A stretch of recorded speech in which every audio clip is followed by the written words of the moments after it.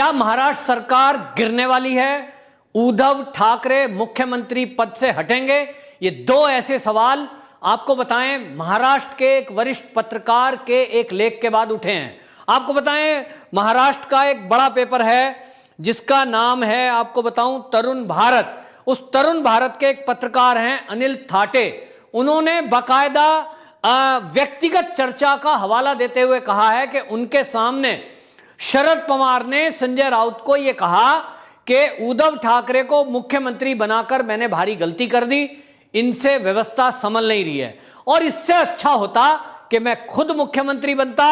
या दूसरा नाम उन्होंने एकनाथ शिंदे का कहा कि या तो एकनाथ शिंदे मुख्यमंत्री होते तो अच्छा होता या मैं ही खुद बन जाता तो अच्छा होता। अब इसके बाद ये कयास लगाए जा रहे हैं क्योंकि उन्होंने एक फोन कॉल मिलाया था। ये पत्रकार कहते हैं कि मेरे सामने फोन कॉल मिलाया उद्धव ठाकरे को शरद पवार जी ने और फोन का जवाब नहीं दिया। इसके बाद शरद पवार ने संजय राउत को यह कंप्लेंट की और यह कहते हुए तब कहा कि मुझे लगता है मुझसे भारी भूल हो गई कि मैंने उद्धव ठाकरे को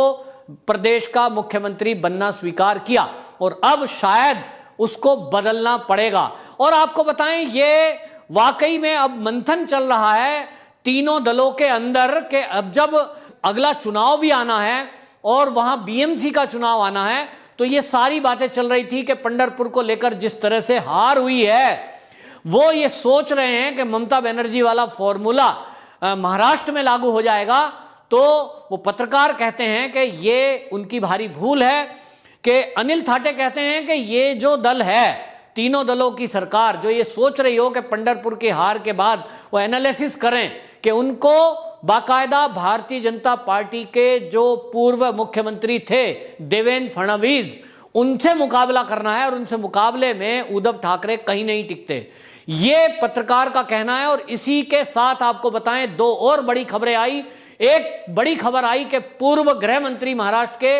अनिल देशमुख, उनके खिलाफ ईडी ने एक केस दर्ज किया है सीबीआई के कहने पर, क्योंकि आप जानते हैं सीबीआई 100 करोड़ वसूली का जो आरोप पूर्व कमिश्नर ने लगाया था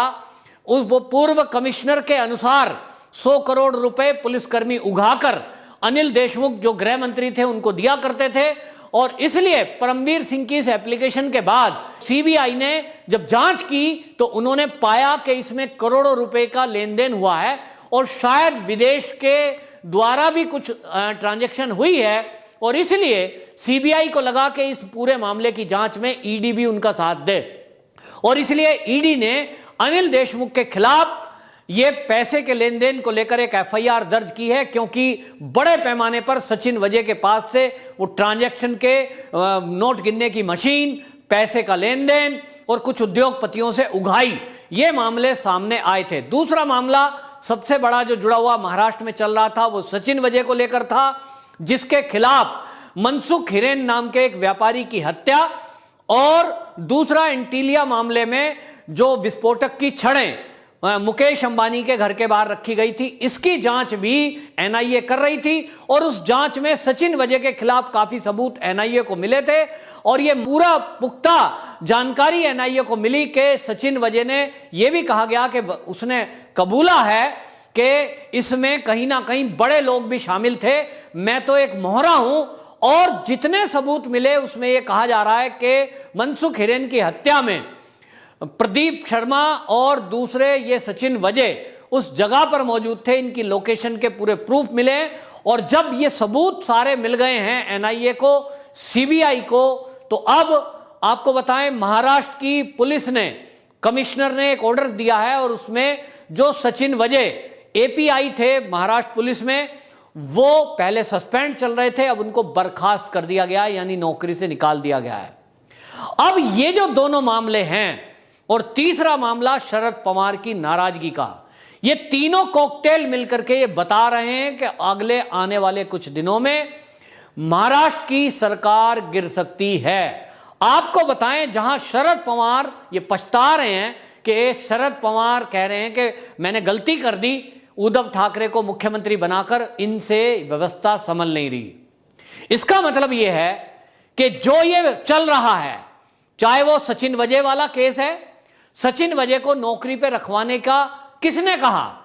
ये कहते हैं वो शिवसेना का आदमी था, उद्धव ठाकरे के कहने पर रखा गया। जो अनिल देशमुख का बयान है वो इसी तरह का आया है कि मुझ पे तो ऊपर से दबाव आया, यानी उद्धव ठाकरे के कहने पर एक एपीआई को बहाली करा गया, रखा गया, और उसमें जो पैसे का लेन देन हुआ, जो कि 2 करोड़ रुपए बताए जा रहे हैं कि अनिल देशमुख ने कहा कि मुझे जो है मनाना पड़ेगा शरद पवार को, तो शरद पवार का नाम भी शामिल हो रहा है। अब अजीत पवार का नाम भी आ रहा है पैसों के लेन देन में, और इसलिए अनिल देशमुख फंस रहे हैं तो अजीत पवार फंस रहे हैं, अजीत पवार फंस रहे हैं तो शरद पवार फंस रहे हैं। और जब ये सब फंस रहे हैं तो इसमें अब ठीकरा किसके सर फोड़ा जाए, क्योंकि अगर जेल जाने की बारी आएगी, केस खुलेगा, सीबीआई, ईडी और एनआईए जांच कर रही है, इन सब की जांच का नतीजा जब कोर्ट के सामने रखा जाएगा तो आप ये समझ लीजिए कि शरद पवार, अजीत पवार और ये अनिल देशमुख पहले से ही चल रहे हैं जेल में, ये सब के सब पकड़े जाने हैं। और जब ये सब पकड़े जाएंगे तो इसकी संभावना है कि तार जुड़ते हुए दिखाई देंगे उद्धव ठाकरे तक भी। और इसलिए अनिल देशमुख अगर फंस रहे हैं और अनिल देशमुख के खिलाफ अब ईडी जांच करेगी, तो ईडी जब जांच करेगी तो पता चलेगा पैसे का लेन देन कितने करोड़ों का हुआ, किस किस को गए। तो इसके पहले वो सरकार में अगर मुख्यमंत्री बन जाएं तो वो सोच रहे हैं कि वो कुछ मैनेज कर सकते हैं,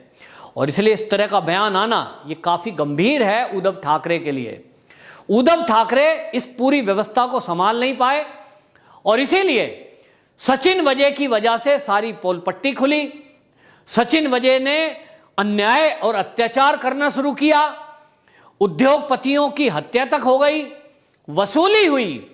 और उस वसूली में कौन कौन कहां कहां से जुड़ा हुआ था यह भी जांच चल रही है। लेकिन सबसे पहली गाज अगर गिरी तो एनसीपी के ऊपर गिरी, क्योंकि एनसीपी के अनिल देशमुख इसमें फंस गए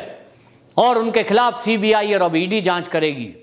तो सबसे पहले यह दबाव बनाया गया कि सचिन वजह जो सस्पेंड चल रहा है, क्यों ना इसको बर्खास्त करके ये दिखाया जाए कि भाई हमारी तरफ से बड़ी सख्त कार्रवाई है, हम किसी गलत के साथ नहीं है। हालांकि ये अच्छा मैसेज है, लेकिन इससे एक बुरा मैसेज ये है कि जब अब सचिन वजह की गर्दन फंसी हुई है तो सचिन वजह की अब नौकरी भी चली गई है। निश्चित रूप से कुछ राज ऐसे हैं जो सचिन वजह के जहन में दफन हैं, वो उगलेगा। और इसी में अब आपको बताऊं कि जो परमवीर सिंह पूर्व पुलिस कमिश्नर हैं, अभी वो डीजी होमगार्ड हैं, हालांकि वो विसल ब्लोअर बन गए हैं, उनके खिलाफ इस कदम उठाने से उनको किसी कानूनबाज ने सलाह दी होगी कि तुम विसल ब्लोअर बन जाओ ताकि तुम्हारी नौकरी सुरक्षित रहे, तो उन्होंने अपने आप को बचा लिया इस नौकरी में रहते, कम से कम जब तक कि उनके खिलाफ कोई पुख्ता सबूत नहीं मिलते। लेकिन वो कहते हैं बकरे की अम्मा कब तक खैर मनाएगी, फंसेंगे सब। और जब फंसेंगे तो सरकार कैसे रह सकती है, सरकार नहीं रहेगी। तो आपको बताएं जैसे कि शरद पवार हैं, उन्होंने क्यों कहा, इसलिए कहा कि किसी के मुंह जबानी कहने से कि 2 करोड़ मैंने दिए, यह आरोप सिद्ध नहीं हो जाता। किसने दिए, कैसे दिए, जब तक इनके सबूत नहीं होंगे तब तक वो पकड़ में नहीं आता। और शरद पवार बहुत पुराने खिलाड़ी हैं, वो राजनीति में धुरंधर हैं, पता नहीं क्या क्या संज्ञाएं उनको दी गई हैं। और इसीलिए अब ये नया दाव उन्होंने शायद ये चला है, और जो पत्रकार ने अपनी भावना और अपनी अंदर की बातें जो अनिल थाटे ने लिखी हैं, वो कहीं ना कहीं अब दिखाती हैं कि महाराष्ट्र में अब जल्द ही कुछ उथल पुथल होगी, और ये जो सारा काम चल रहा है इस सब को मैनेज करने के लिए महाराष्ट्र में जिस तरह से कोरोना की महामारी के टाइम में मिसमैनेज दिखा,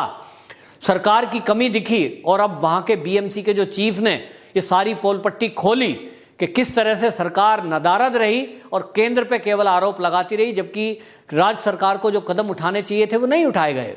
वहीं अंदर से खबरें आ रही हैं कि 900 करोड़ रुपए में वो हॉस्टल बना रहे हैं। वो अभी दिखा है कि आदित्य ठाकरे ने करोड़ों रुपए बीएमसी के पार्षदों के लिए रेनोवेशन के लिए करोड़ों रुपए दे दिए। और इस सब को लेकर, मिसमैनेजमेंट को लेकर जनता में काफी आक्रोश है कि जब उनको वेंटिलेटर की जरूरत है, जब उनको हॉस्पिटल की जरूरत है, जब बेड्स की जरूरत है, जब उनको एम्बुलेंस की जरूरत है, ये सारी की सारी चीजें नदारद हैं। महाराष्ट्र की जनता त्राही त्राही कर रही है और मुख्यमंत्री और उनका बेटा वो भ्रष्टाचार में ही लगे हैं। आपको बताऊं, एक कार्टूनिस्ट ने, बड़ा फेमस कार्टून बनाने वाले हैं, उन्होंने अपने ट्विटर पर एक कार्टून शेयर कर दिया और उस कार्टून में उन्होंने कहा कि कार्टून में फोटो के जरिए अपने भाव व्यक्त किए जाते हैं। एक वृद्ध खड़ा है, उद्धव ठाकरे की शक्ल बनाई गई है और 2 सूटकेस आगे रखे हैं। एक पर लिखा है लॉकडाउन, दूसरे पे लिखा है वसूली। तो वो कंफ्यूज दिखाई दे रहे हैं कि आखिर किस सूटकेस को चुनूं, वसूली या लॉकडाउन लगाऊं। इस पर उद्धव ठाकरे इतने नाराज हो गए कि अब उसके खिलाफ कार्रवाई की जा रही है। तो ये आप देखिए कि कार्टूनिस्ट भी ये अब मजाक बना रहे हैं और ये समझ रहे हैं, जनता भी समझ रही है कि उद्धव ठाकरे सरकार इसीलिए लॉकडाउन लगाने में पीछे रह गई, क्योंकि व्यापार खुलेगा, होटल खुलेंगे, बार खुलेगी तो उन्हें पैसे मिलेंगे। ऐसा जनता का कहना है, ऐसा कार्टूनिस्ट का कहना है, ऐसे पत्रकारों का कहना है। और अब जनता ये जान रही है कि जिस तरह से सबसे ज्यादा केस महाराष्ट्र में बढ़े, उसके बाद जो व्यवस्थाओं की पोल खुली, ये लगा कि महाराष्ट्र सरकार केवल वसूली में लगी थी, जनता की चिंता किसी को नहीं थी। वरना जिस तरह की मौतें महाराष्ट्र में आज हो रही हैं, जिस तरह के सबसे ज्यादा केस महाराष्ट्र में फैल रहे हैं, वो ना हुए होते। और इसलिए इस सारी कुव्यवस्थाओं के बीच शरद पवार का पछतावा होना, या यूं कहना कि वो खुद को अभी पछता रहे हैं उद्धव ठाकरे को मुख्यमंत्री बनाकर, शायद इस गलती को वो सुधारने के लिए या तो खुद मुख्यमंत्री बनेंगे या जैसे उन्होंने कहा कि एकनाथ शिंदे को वो मुख्यमंत्री बना सकते हैं। तो उद्धव ठाकरे के लिए ये खतरे की घंटी है कि अब उनके पास कुछ ही दिन बचे हैं कि वो मुख्यमंत्री का सुख भोग सकें। वंदे मातरम।